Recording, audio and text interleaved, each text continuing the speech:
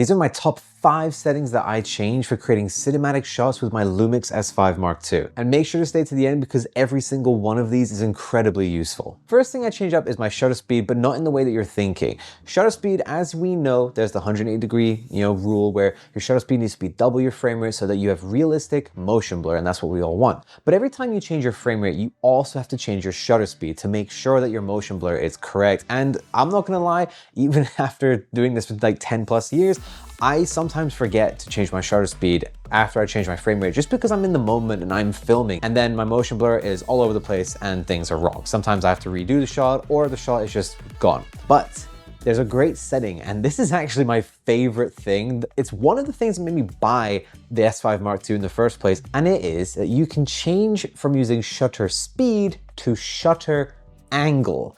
What this does is basically turns your shutter into an angle. So you go from like, I think the lowest is like 45 degrees or 30 degrees, and then you can go to a full circle, which is 360 degrees.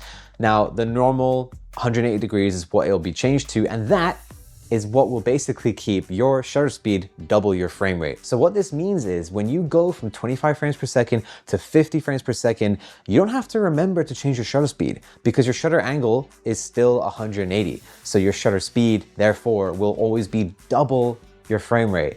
So sick. I love this feature so much. Okay, setting number 2 is the custom profiles. You may have noticed on the top of your S5 Mark II that you have a C1, C2, and C3 mode. These are custom modes, and I use them all the time to give me up to 4 modes that are customized to exactly what I need. Because sometimes I want to shoot in 4K 25p, sometimes I want to shoot at 4K 50, other times I want to do super high frame rates, 120, 180, and other times I might want to shoot in 6K open gate just to get that really cool open gate look. Now, going through the menus and changing these, it can be a bit mundane and time consuming. Plus, again, if you're in a rush, you're on a shoot, live event, whatever it is, and you need to be quick, going through the menus and changing these settings to match your creative feel for that shot, it might not really be an option. It takes too much time. This is where the custom dials come in. I have C1 set to 4K 25p, I have C2 set to 4K 50p, and C3 is set to 6K at 25p. But where does that 4th mode come in? Well, actually, that is the S&Q mode. I treat it like a preset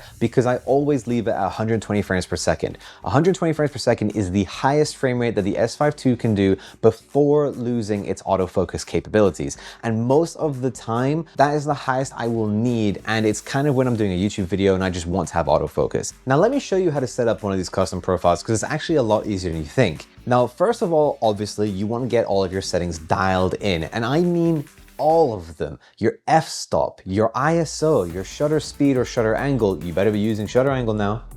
You better. Your white balance, every single setting you can think of, even things in the menus that like maybe don't affect the immediate image but do affect how you use the camera, those get saved to the custom presets, which is something that took me a while to realize, and then I was like, oh, that's pretty powerful. Next, we go to the menu, hit the wrench icon, scroll down to the 6th page and hit save to custom mode. Then save to whichever one you want, and you can even name them, which is super handy. I've just called them 25p, 50p, and 6K because I know off the top of my head which resolutions the 25p and 50p will be, and 6K is obviously going to be 6K at 25p. The next setting I change are the dial settings. Now, this is a pretty powerful part of the camera as well, and I love how easy it is to customize with this camera. It is one of my favorite ways to access monitoring tools with the S5 Mark II. And it's really easy to add settings to the dial because all you have to do is hold down the direction left, right, up, or down, and a setting menu will come up where you can assign whichever setting you want to this direction on the dial. The ones I use are audio meters, zebra, grid lines, and waveform. Zebra and waveform are how you monitor exposure. And if I'm being completely honest with you guys, I don't really use Zebra a lot. I actually put it on for this video because I know a lot of people use Zebra for monitoring exposure. I personally prefer waveforms. It's very easy to have both on here, and you can bring multiple settings up on the screen at the same time just by hitting multiple directions on the D-pad, the back pad, the dial pad, that thing.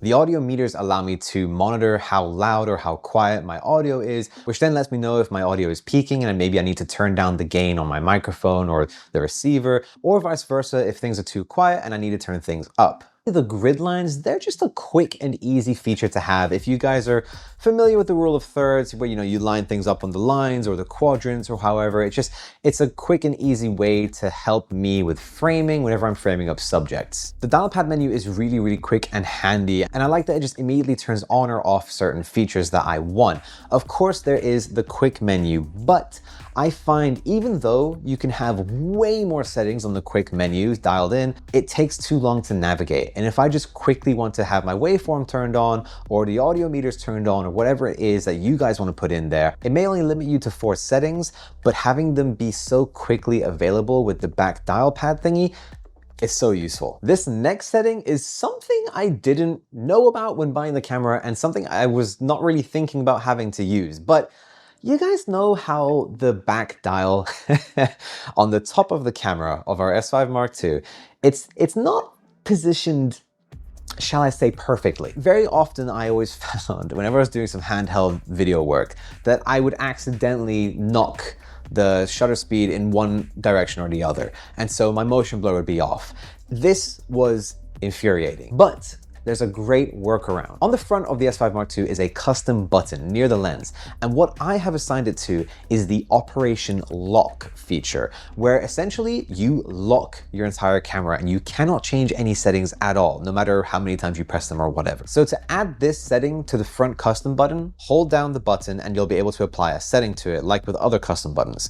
Go to section 2, page 5 and hit Operation Lock. Now everything is locked. So once you've dialed in your settings and you're ready to hit record on the shot, hit the Operation Lock button and then you can hit record and you can start recording. That's like the one thing the camera doesn't lock, and you're good to go. You don't have to worry about accidentally hitting the shutter speed dial. And again, it should be shutter angle by now. And your shot is going to be like safely captured. All right, now the final setting that I love to change and have quick access to, continuing on from the previous scenario we were just talking about where you're accidentally changing the shutter angle, maybe you didn't hit Operation Lock, maybe you just don't have that as a feature. That's okay, you do you. But this setting might just help you. It's like another way around that issue, and it is called Synchro Scan. Essentially, when you have shutter angle enabled, normally when you change your shutter angle with the back dial, you're changing it in like larger increments so that you can quickly change your shutter speed. Useful. But with Synchro Scan turned on, you change your shutter angle 1 degree at a time. Now, its main use is to help with flickering in your shot. Maybe there's multiple lights in your shot, and some of those lights, let's just say you're in a conference hall, and those lights are just causing some flickering. Even though you're at the right shutter speed and frame rate for your country, maybe those lights are just cheap or broken, so they're causing flickering. If you use Synchro Scan, you can adjust by 1 degree, and most of the time you can get rid of the flickering completely because you line up things just so. It's pretty cool, but it's also great for this scenario where you accidentally hit the shutter angle dial, because when you do accidentally hit it, you're only changing things by like 1 degree or 2. So it's not gonna have as big of an impact if you didn't have Synchro Scan turned on. Now, I'll be honest, I don't have it on most of the time because of the Operation Lock feature, and I've just kind of become a bit more careful with it over the year I've had this camera. But Synchro Scan is such a useful feature, and I highly rate it just because of its versatility and the fact it can save your skin if you accidentally hit that back dial. These are just some of the amazing features that are packed into the S5 Mark II, and these are maybe like my top favorite features, but what are some of your favorite features from the S5 Mark II that I haven't mentioned? Comment them down below, and whilst you're down there, hit the subscribe button, because I think like 90% or plus or whatever, a lot of y'all watching this aren't actually subscribed, and it would mean the world if you guys were to subscribe to this channel, because I'm gonna be pumping out a lot more LUMIX content.